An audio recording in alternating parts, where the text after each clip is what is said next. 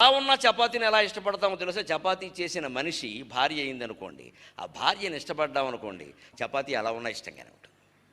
నువ్వు చేస్తే ఏదైనా బాగానే ఉంటుంది.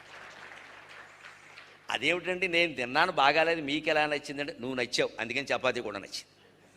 అనుభవం మీద చెబుతున్న మగాళ్ళందరూ ఇటువంటి డైలాగ్ ఒకటి వేస్తూ ఉండండి.